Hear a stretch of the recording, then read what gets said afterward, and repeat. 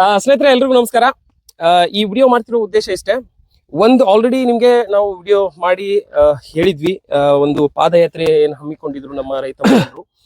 So ಯಾವುದು ನಮ್ಮ ಕಾಳಿ ನದಿ ಆಗಬೇಕಾಗಿರುವ ಅವಧಿ ಒಳಗಡೆ ಆಗಿಲ್ಲ. ಆಮೇಲೆ ಈ ಧೋರಣೆ ವಿರುದ್ಧವಾಗಿ ನಮ್ಮ ಹಳೆಯ ತಾಲೂಕಿನ 113 ಗ್ರಾಮಗಳಿಗೆ ಪ್ರತಿಯೊಂದು ಗ್ರಾಮಕ್ಕೂ ಪಾದಯಾತ್ರೆಯ ಮೂಲಕ ಹೋಗಿ ಜನಜಾಗೃತಿಯನ್ನ ಮೂಡಿಸಿ ಇವತ್ತು ಆ ಜನಜಾಗೃತಿ ಮೂಡಿಸಿದ್ದರ ಪರಿಣಾಮವಾಗಿ ನಾಳೆ ಒಂದು ದೊಡ್ಡ ಮಟ್ಟದ ಪ್ರತಿಭಟನೆಯನ್ನ ಹಳೆಯದಲ್ಲಿ ಇಟ್ಕೊಂಡಿದ್ದಾರೆ.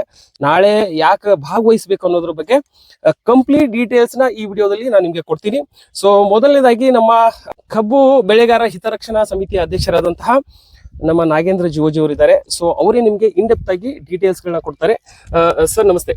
ನಮಸ್ತೆ. ನಾಳೆಯ ನಿಮ್ಮ ಪ್ರತಿಭಟನೆ ಏನಿದೆ, ಆಮೇಲೆ ಯಾವ ಕಾರಣಕ್ಕಾಗಿ ನಮ್ಮ ರೈತರು ಬರಬೇಕು? ಎಲ್ಲರಿಗೂ ನಮಸ್ಕಾರ.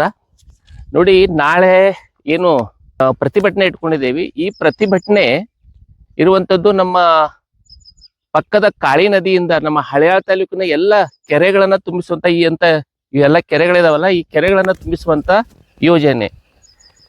ಈ ಯೋಜನೆಯಲ್ಲಿ ಏನು 9 ವರ್ಷಗಳಿಂದ ಏನು ವಿಳಂಬ ಆಗ್ತಾ ಇದೆ, ಆ ವಿಳಂಬವನ್ನ ಖಂಡಿಸಿ ನಾವು ಹೋದ ತಿಂಗಳ 27ನೇ ತಾರೀಕಿನಿಂದ ನಾವು ನಿನ್ನೆವರೆಗೂ ಎಲ್ಲ ಹಳ್ಳಿಗಳಲ್ಲಿ ಪಾದಯಾತ್ರೆ ಮಾಡಿ ನಮ್ಮ ಎಲ್ಲ ರೈತ ಬಂಧುಗಳಿಗೆ, ರೈತ ಅಣ್ಣ ತಮ್ಮಂದಿರಿಗೆ, ರೈತ ಮಹಿಳೆಯರಿಗೆ ಈ ಯೋಜನೆಯಿಂದ ಏನ್ ಲಾಭ ಆಗ್ತದೆ, ಈ ಯೋಜನೆಯ ನೀರನ್ನು ನಾವು ಹೇಗೆ ಬೆಳೆಸ್ಕೋಬೇಕು, ಮತ್ತೆ ಈ ಯೋಜನೆಯಲ್ಲಿ ಏನು ಲೋಪಗಳಿದಾವೆ, ಯಾವ ರೀತಿ ಈ ಯೋಜನೆ ಜಾರಿ ಆಗ್ಬೇಕು, ಈ ಎಲ್ಲ ವಿಷಯಗಳನ್ನ ನಾವು ಮನವರಿಕೆ ಮಾಡಿ ಬಂದಿದ್ದೇವೆ. ಈಗ ನಾಳೆ ಹಳೆಯಾಳದಲ್ಲಿ ಈ ಎಲ್ಲ ಗ್ರಾಮಗಳ ಎಲ್ಲ ರೈತರು ಹಳೆಯಾಳ ಸೇರ್ತಾರೆ. ಒಂದು ದೊಡ್ಡ ಮಟ್ಟದಲ್ಲಿ ಸರ್ಕಾರದ ಕಣ್ತೆರೆಸಲಿಕ್ಕೆ ಯೋಜನೆ ಕೇವಲ ಕೆರೆ ತುಂಬಿಸುವಂತ ಯೋಜನೆ ಆಗಿದೆ.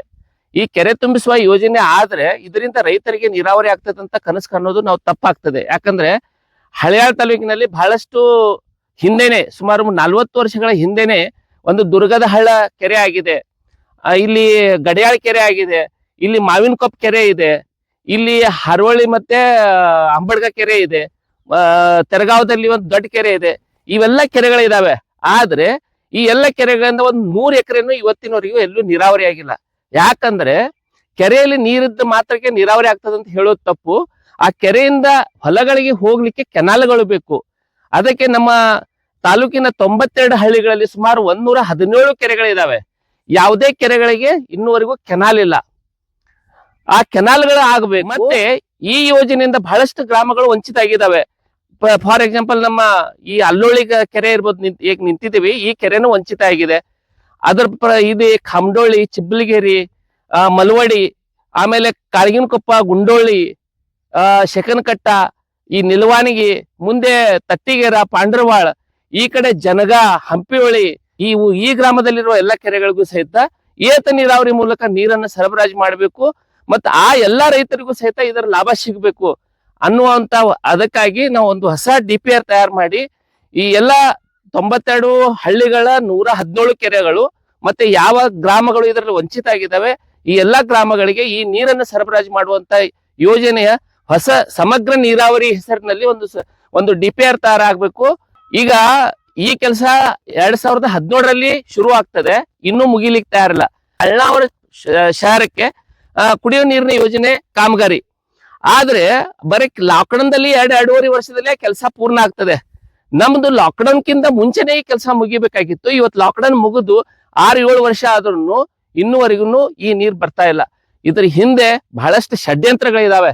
ಯಾಕಂದ್ರೆ ನಮ್ಮ ರೈತರು ಇದೇ ರೀತಿ ಹೊಲದಲ್ಲೇ ಇರ್ಬೇಕು, 15 ಟನ್ 20 ಟನ್ ಕಬ್ಬೆ ಬೆಳಿಬೇಕು. ಯಾಕಂದ್ರೆ ನೀರ್ ಬಂದ್ರೆ ನಾವು 70-80 ಟನ್ ಬೆಳಿತೇವೆ. ಅವಾಗ ನಾವು ಆರ್ಥಿಕವಾಗಿ ಸ್ವಾವಲಂಬನೆ ಆಗ್ತೇವೆ, ನಮ್ಮ ಮಕ್ಕಳಿಗೆ ಒಳ್ಳೆ ಎಜುಕೇಶನ್ ಕೊಡ್ತೇವೆ. ಅದಕ್ಕಾಗಿ ಇದೆಲ್ಲ ಆಗ್ಬಾರ್ದು ಅಂತೇಳಿ ಈ ಜನ ಷಡ್ಯಂತ್ರ ಮಾಡಿ ಈ ನೀರನ್ನ ತಡೆ ಹಿಡಿದಿದ್ದಾರೆ. ಅದಕ್ಕೆ ಇದರ ಬಗ್ಗೆ ಎಲ್ಲ ನಾವು ಜಾಗೃತಿ ಮಾಡಿದ್ದೀವಿ. ನಾಳೆ ದೊಡ್ಡ ಪ್ರಮಾಣದಲ್ಲಿ ಈ ಸರ್ಕಾರದ ಕಣ್ ತೆಗೆದು ಮತ್ತೆ ಹೊಸ DPR ನ ಶಾಂಕ್ಷನ್ ಮಾಡೋ ಸಲುವಾಗಿ ನಾವು ನಾಳೆ ಬೆಳಗ್ಗೆ ಹಳೆಯಾಳದಲ್ಲಿ ಒಂದು ದೊಡ್ಡ ಪ್ರತಿಭಟನೆ ಹಾಕೊಂಡಿದ್ದೀವಿ. ಈ ಪ್ರತಿಭಟನೆಯಲ್ಲಿ ಎಲ್ಲ ಹಳ್ಳಿಯ ಎಲ್ಲ ಸಾವಿರಾರು ಸಂಖ್ಯೆಯಲ್ಲಿ ರೈತರು ಬರ್ತಾ ಇದ್ದಾರೆ. ಎಲ್ಲ ಈ ರೈತರು ಹೆಚ್ಚಿನ ಸಂಖ್ಯೆಯಲ್ಲಿ ಬರ್ಬೇಕಂತೇಳಿ ನಾವು ಮತ್ತೊಮ್ಮೆ ಎಲ್ಲ ರೈತ ಬಾಂಧವರಲ್ಲಿ ಒಂದು ಕಳಕಳಿಯ ವಿನಂತಿನೂ ಸಹಿತ ಮಾಡ್ಕೊಳ್ತೇವೆ. ಎಲ್ಲರಿಗೂ ನಮಸ್ಕಾರ. ನಾನು ನಿಮ್ಮ ಕುಮಾರ್ ಬೋಬಾಟಿ. ನಮ್ಮ ಜೊತೆ ನಾಗೇಂದ್ರ ಜಿವೋಜಿಯವರು ಇದ್ದಾರೆ. ಎಲ್ಲ ನನ್ನ ರೈತ ಅಣ್ಣ ತಮ್ಮಂದರಿಗೆ ಇಷ್ಟೇ ನನ್ನ ವಿನಂತಿ ಇದೆ. ನಾವು ಇವತ್ತು ಈ ಒಂದು ಕೆರೆ, ನಮ್ಮ ಅಲ್ಲೋಳಿ ಕೆರೆಯಲ್ಲಿ ಬಂದು ನಿಂತು ನಾವು ಇವತ್ತು ಈ ಒಂದು ವಿಡಿಯೋ ಮಾಡ್ತಾ ಇದ್ದೀವಿ. ಕಾರಣ ಇಷ್ಟ, ಎಲ್ಲ ಕೆರೆ ನೋಡ್ರಿ ಅಲ್ಲಿ ನಿಮ್ಗೆ ಕಾಣತೈತಿ, ಎಲ್ಲ ಎಲ್ಲೂ ನೀರಿಲ್ಲ. ಭಾಳ ಅಂದ್ರೆ 4 ರಿಂದ 5 ಫುಟ್ ನೀರು ಎಲ್ಲ ಕೆರೆಗಳು. ಇದು ಇಡೀ ಹಳಿಯಾಳ ತಾಲೂಕಿನ ಎಲ್ಲ ಕೆರೆಗಳು ಇದೇ ರೀತಿ ಐತಿ. ಕೆರೆ ತುಂಬಿಸುವ ಯೋಜನೆ ವಿಳಂಬ ಆಗೈತಿ, ಉದ್ದೇಶಪೂರ್ವಕವಾಗಿ ಬುದ್ಧಾಪೂರ್ವಕವಾಗಿ ಆಗೈತಿ. ಇದನ್ನು ನಾವು ವಿರೋಧಿಸಿ, ಇದನ್ನು ಖಂಡಿಸಿ ನಾಳೆ ಹಳಿಯಾಳ ಬಂದ್ ಅಲ್ಲಿಂದ ಹೋರಾಟ ನಮ್ಮದು ಪ್ರಾರಂಭ ಆಗ್ತೈತಿ.